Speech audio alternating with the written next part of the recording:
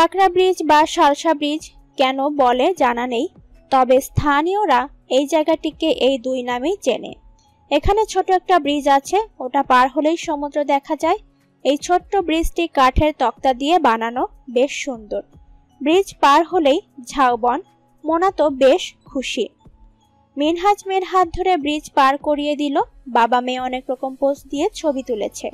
পাশ থেকে একটি বিদেশি কাপল এসে জিজ্ঞেস করলো, Are you couple? মিনহাজ হেসে উত্তর দিল, She is my daughter and I'm her father. So you are father-daughter couple. You are so young. Minhaj লজ্জা পেল।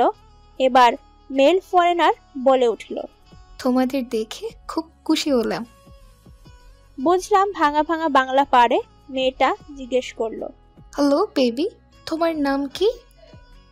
মোনাশা ইকবাল। বিদেশি রিপিট করলো। মনসায়া।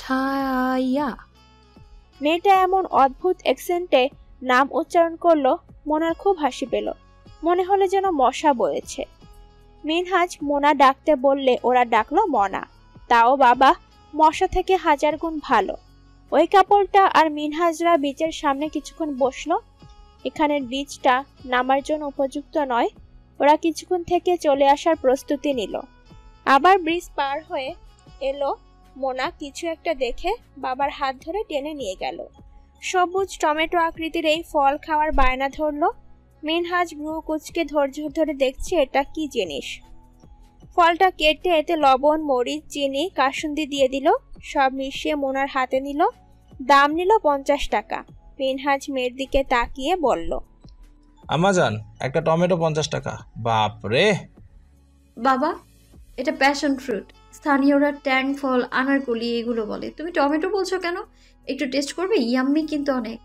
মোনা বাবার মুখে ছোট্ট প্লাস্টিকের চামচ দিয়ে এক চামচ দিতেই নাক মুখ কুচকে গিরগির করে সারা শরীর কাঁপুনি দিয়ে উঠল মিনহাজের। মেয়ের দিকে তাকিয়ে বলে, হোয়াট ইজ দিস আম্মা? এটার খেও না। এমন কেন স্বাদ? আর এটা কি ইয়াম্মি বলছো? এই জন্যেই বলি তোমরা ভালো জিনিস চেনো না। বিশাল ব্ল্যাক কফি তো খাও। এনিওয়ে, আমাকে যতদিন এইখানে আছি প্রতিদিন খাওয়াবে। এটা কেমন? মিনহাজ একটা দীর্ঘ শ্বাস ফেলল, কারণ সে জানে মেয়েটা মায়ের মতো টক খায়। অবশ্য ফলটা এতটাও খারাপ না, হয়তো প্রথম মুখে দেওয়াতে এমন লেগেছে। মেয়ের দিকে ফিরে আশ্বাস দিয়ে বলল, ঠিক আছে, আরেকবার খেলে আমাকে দিও। অন্যটা কেমন দেখবো। মোনা অধর প্রসারিত হাসি দেয়। আবার বেরিয়ে পড়ল মিনি বান্দরবনের উদ্দেশ্যে। স্থানীয়রা এটাকে মিনি বান্দরবন ডাকে। হিমছড়ি যাওয়ার পথে পড়ে এই জায়গাটি। পাহাড় কেটে রাস্তা বানানোতে জায়গাটির নামকরণ করা হয়েছে মিনি বান্দরবন। দেখতে বান্দরবনের মতোই সবুজে ঘেরা সৌন্দর্য চোখ ধাঁধিয়ে দেয়। মোনা খুশিতে বাবাকে জড়িয়ে ধরে বলে, বাবা জানো, আমার আর কোনো মন খারাপ নেই। এত সুন্দর কেন বাংলাদেশ? আমরা সময় পেলে এখানে আসবো, কেমন? মাই প্রিন্সেস, আসল সৌন্দর্য তো এখনো দেখোইনি। দেখতে থাকো, চোখ জুড়িয়ে যাবে। এখানে ছোট ছোট পাহাড়গুলোতে উঠতে বেশ ভালোই বেগ পেতে হয়েছে বাবা মেয়েকে। আশেপাশে ফটোগ্রাফাররা ঘুরঘুর করছে।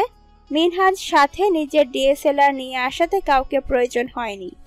সাথে হোটেল থেকে দেওয়া গাড়ির ড্রাইভার তন্ময় ছিল। সে ছবি তুলে দিচ্ছে আর বর্ণনা দিচ্ছে মিনি বান্দরবনের। মিনি বান্দরবনের প্রকৃত লোকেশন হচ্ছে কক্সবাজার ডলফিন মোড় থেকে ইনানি বিচ যাওয়ার পথে রেজুখাল ব্রিজের সামনে থেকে 1 কিলোমিটার বামে যেতে হবে। এরপরই সেই পাহাড়ে ঘেরা সবুজে মাতোয়ারা মিনি বান্দরবন। ওরা পাহাড় থেকে নেমে আবার গাড়িতে চেপে বসলো। এখন গন্তব্য হিমছড়ির ঝর্ণা। অপরূপ প্রাকৃতিক সৌন্দর্যে লীলাভূমি হিমছড়ি। ছোট ছোট সুরেলা ঝর্ণার পানি প্রবাহ অবলোকন করতে চাইলে পর্যটকদের ভরা পর্যটন মৌসুম ব্যতীত বর্ষা মৌসুমে আসতে হবে। কিন্তু এখন শীতকাল হওয়াতে পানি কম।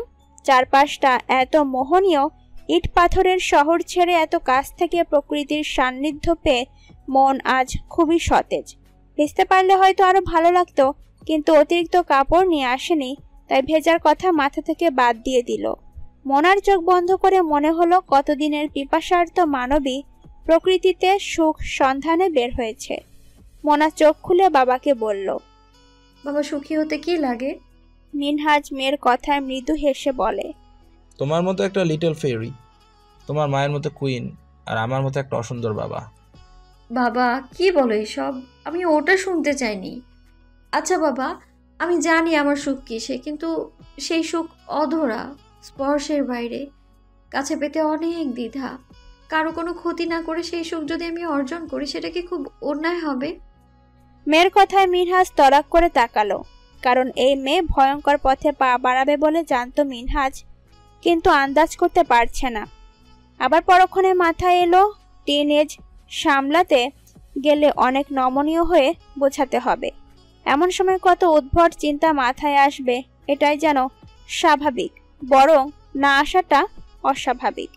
মেয়েকে আশ্বাস দিয়ে বলল, যদি কারো কোনো ক্ষতি না হয়, তবে তোমার সুখ শুধুই তোমার, এটা তোমার অধিকার। অন্যায় কেন হবে? রাগ করবে না তো? আমি রাগ করার মতো কিছু? ওই যে বললাম, অধরা, অনেক দ্বিধা, কিন্তু ক্ষতিকারক নয়। মেয়ের মাথায় হাত রেখে মিনহাজ মুচকি হেসে দুপাশে না করে মাথা নাড়ালো। বুক থেকে দীর্ঘশ্বাস বের করে বাবাকে জড়িয়ে ধরল মোনা।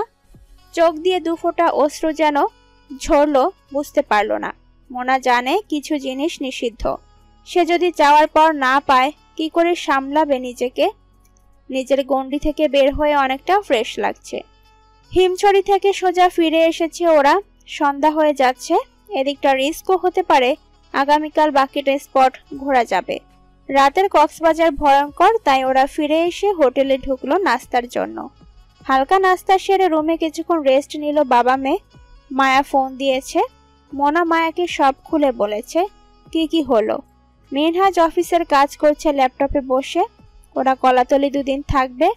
নেক্সট রিসোর্ট বুক করেছে মেরিন ড্রাইভ রোডে। কাল মহেশখালী যাবে। কক্সবাজার এসেছে, মহেশখালী যাবে না তা তো হতে পারে না। রুমে এসে কিছুক্ষণ রেস্ট নিয়ে 9টার দিকে সমুদ্রের পাড়ে গেল। মিনহাজ দেখলো মেয়ে এক দৌড়ে ওই ফল বিক্রেতার কাছে গেল। এখানে দাম কম, 30 টাকা, তাই মিনহাজ 2টি নিল। না, এবার খেতে বেশ লাগছে, টক মিষ্টি ফ্লেভার। কিছুক্ষণ ঢেউয়ের কাছে দাঁড়ালো। মিনহাজ মেয়েকে জিজ্ঞেস করলো সি ফুড খাবে কিনা। মেয়ে বলল আজকে না, কালকে খাবে।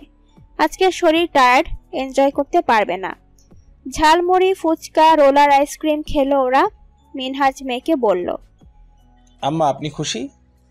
অনেক বাবা, আমার মনে হচ্ছে 2 বন্ধু মিলে ঘুরতে এসেছি, কিন্তু আমি কাউকে মিস করছি। কাকে? ওই যে তোমার ওই মিস্টার অ্যাংরিম্যান ইমরান সাহেবকে। আমি শিওর সে থাকলে বলতো এটা খাবে না, ওটা খাবে না, আনহাইজেনিক, ব্লা ব্লা ব্লা। মেয়ের কথা শুনে মিনহাজ অট্ট হাসিতে ফেটে পড়ে। মেয়েকে অবাক করে দিয়ে বলল, ইমরানের ঘোরার নেশা আরও বেশি। আমরা একসাথে স্কুল কলেজ লাইফে অনেক ঘুরেছি। এই গোমরা মুখ ঘুরতেও জানে?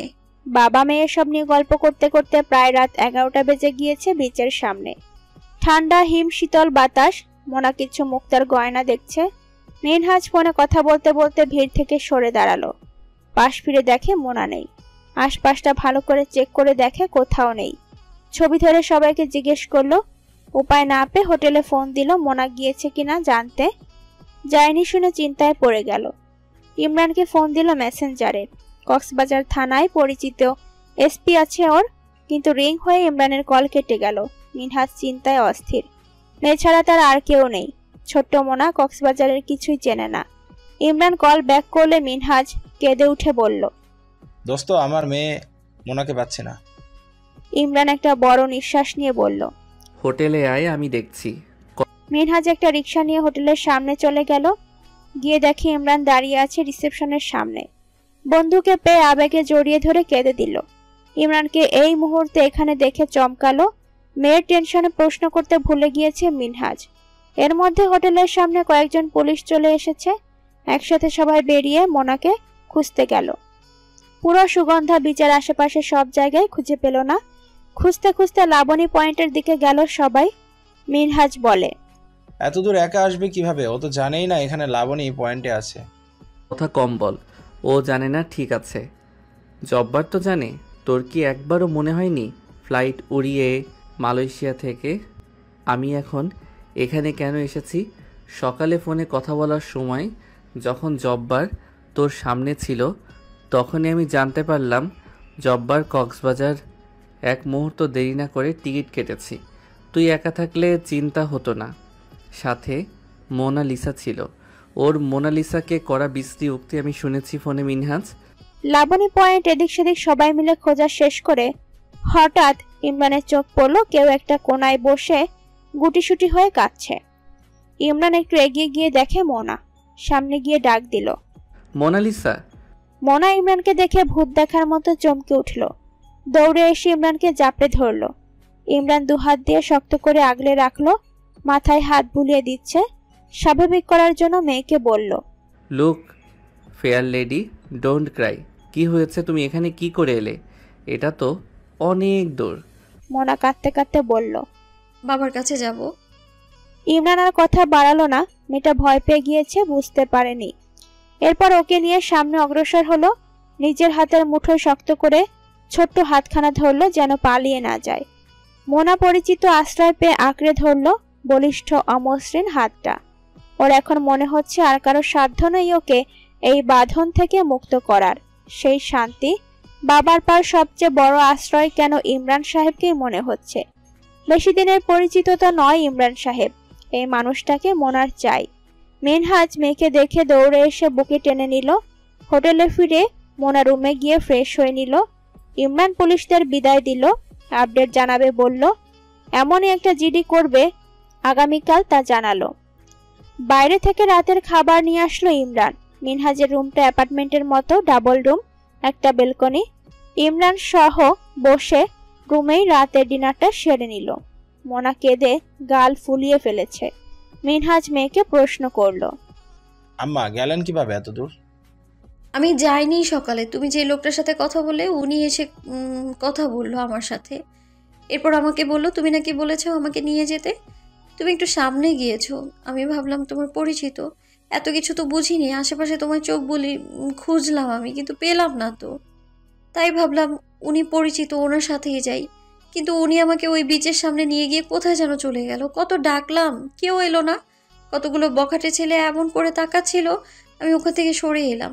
ফোন চাইলাম অনেকের কাছে, কেউ ফোনও দিল না। বাবা, কক্সবাজার খুব খারাপ, কেউ একটু হেল্প করে না। উল্টো আমাকে দেখে একটা লোক বলে, দাম কত তোর? কথা শেষ করে মোনা কেঁদে দিল। মিনহাজ মেয়েকে আগলে ধরে বসে আছে। ইমরান পরিস্থিতি নিয়ন্ত্রণে আনতে বলল, মোনালিসা, রাতের বেলা কক্সবাজার সেফ না, আর কোথাও এইভাবে যাবে না। বাবাকে না পেলেও যেখানে ছিলে সেখানে যদি থাকতে বাবাই খুঁজে নিত। পৃথিবীতে সবাইকে বিশ্বাস করা ঠিক না। আমি তো বুঝতে পারিনি। ইমরান দম ফেলল। স্নিগ্ধ গাল ফোলা মোনার দিকে চেয়ে ভাবল, এই মেয়েকে নিয়ে অনেক কষ্ট পোহাতে হবে। হঠাৎ মনে হলো এত কি ভাবছি ওকে নিয়ে। উঠে চলে যাবে। মিনহাজ থেকে বিদায় নিল। সেই মুহূর্তে মোনা এসে আবার জড়িয়ে ধরল মিনহাজের সামনেই। কাঁদো কাঁদো গলায় বলল, আপনি না থাকলে কি করতাম আমি ইমরান সাহেব? বুকটা ধড়াক করে উঠল। মিনহাজের দিকে চোখ দিতে মিনহাজ হাসছে। সে তো জানে না তার মেয়ের হেলালিপনা। মেয়ে অনেক দূর এগিয়েছে। আপনি না মালয়েশিয়া ছিলেন, এখানে এলেন কি করে? ইমরান মিনহাজের দিকে তাকিয়ে বলল, সে অনেক কাহিনী মোনালিসা, তোমার বাবার বোকামির জন্য। আচ্ছা বাদ দাও, তোমরা কোথায় কোথায় গেলে? মোনা খেয়ে চোখ মুখ মুছে কায়দা করে কোথায় গিয়েছে, কি কি করেছে সব বর্ণনা করা শুরু করলো। কাল ওরা মহেশখালী যাবে তা বলল। ইমরান ঠোঁট বাঁকিয়ে বলে, আমাকে নিবেন আপনাদের সাথে? মোনার ইনিঝিনি কণ্ঠে হেসে উঠল। বাবার দিকে ফিরে বলে, বাবা, ওনাকে নিব আমরা। আজ তো সি ফুড খাইনি, কাল খাবো একসাথে। মিনহাজ যে এখনো আতঙ্কে আছে, চোখ মুখ দেখলে বোঝা যাচ্ছে। ইমরান কাঁধে হাত রেখে বলল, আছি তো আমি।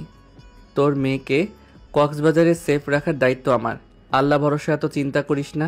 মিনহাজ ভরসার হাত পেয়ে হেসে উঠে বলল, তোকে মনে হয় অনেক মিস করছিল। সন্ধ্যায় আমাকে বলেছিল তুই থাকলে ভালো হতো। ইমরান হাসে। সেই হাসিতে মোনার মনে উদ্রেক সৃষ্টি হয়। কালচের শ্যামবর্ণের মানুষ হাসলে বুঝি এত সুন্দর লাগে। কিছুক্ষণ কথা বলে ঘড়িতে দেখলো রাত 3টা বাজে। ইমরান নিজের রুমে চলে গেল। দরজা লাগাতেই ঠক ঠক আওয়াজ হলো। দরজা খুলে দেখে মোনা দাঁড়িয়ে আছে। কিছু বলবে মোনালিসা? ইমরানের হাতটা নিজের কাছে টেনে আনলো। পকেট থেকে একটা কালো মেটাল ব্রেসলেট বের করলো। ইমরানের হাতে পরিয়ে দিয়ে বলল, ইমরান সাহেব, ফ্রেন্ডশিপ ব্রেসলেট লাগিয়ে দিলাম। এটা আমি আজ আপনার জন্য কিনেছিলাম।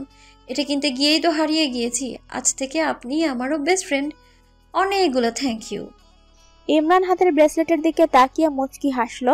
মোনার গাল টেনে দিয়ে বলল, ওকে ফেয়ার লেডি, যাও এখন ঘুমাতে যাও। মহেশখালী যেতে হলে খুব ভোরে উঠতে হবে। তবে তুমি আবারও ভুল করেছো, আমাকে নাম ধরে ডাকবে না, আঙ্কেল ডাকবে বা অন্য কিছু। আঙ্কেল ডাকবো না, অন্য কিছু ডাকতে ইচ্ছে করছে না। কথাই বলবো না আমি আপনার সাথে। মোনা ঠোঁট বাঁকিয়ে চলে গেল। ইমরান মোনার চলে যাওয়ার দিকে চেয়ে রইল। এই মেয়ের চালচলন বুঝা তার সাধ্যের বাইরে। সেদিন যা করলো ভাগ্যিস বাসার কেউ দেখেনি, না হলে চরিত্রে দোষ উপাধি পেয়ে যেত ইমরান। কখনো ফুপুতো কখনো ভাস্তি, বিপদে পড়েছে ইমরান। সে তো ফর্সা প্রিন্সদের মতো সুন্দর নয়, তবে কিসের এত টান এই মেয়েগুলোর তার প্রতি? পরদিন ভোরে উঠতে কিছুটা কষ্ট হলেও তিনজনই উঠে গেল। হোটেলে নাস্তা সেরে মহেশখালীর উদ্দেশ্যে বেরিয়ে পড়ে। ইমরান খাবার টেবিল থেকে লক্ষ্য করেছে মোনা কথা বলছে না। মোনা এবং মিনহাজ ম্যাচিং করে ফ্লোরাল শার্ট পরেছে। এলোমেলো চুলে কাঠের মতো কিছু একটা দিয়ে খোপাতে মেয়েটাকে খুব মানিয়েছে। জিনিসটা শঙ্খের। কক্সবাজারের শঙ্খের অনেক জুয়েলারি আইটেম পাওয়া যায়, এই কাঠিও হয়তো কোনো প্রসাধনীর অন্তর্ভুক্ত। ঈষৎ হেসে নিজের খাবার শেষ করলো। ওরা হোটেলের গাড়ি করে আগে ঘাটে পৌঁছালো। সেখান থেকে ট্রলার বা স্পিড বোটে করে মহেশখালী যাবে। মহেশখালী কক্সবাজারের একটি উপজেলা, বাংলাদেশের একমাত্র পাহাড়ি দ্বীপ। দ্বীপের অপর পাশে সুন্দরবন দেখা যায়। কথিত আছে এখানে একসময় হরিণের দেখা মিলত। স্পিড বোটে চেপে বসলো তিনজন। এক বোটে 10 জন যেতে পারে। ভাড়া 110 টাকা করে নেয়। গুড়ি গুড়ি বৃষ্টি হচ্ছে, বোট দুলছে। মোনা ভয় পেয়ে বাবাকে আঁকড়ে ধরল। সাগর উত্তাল হয়ে যাবে বলে মনে হচ্ছে।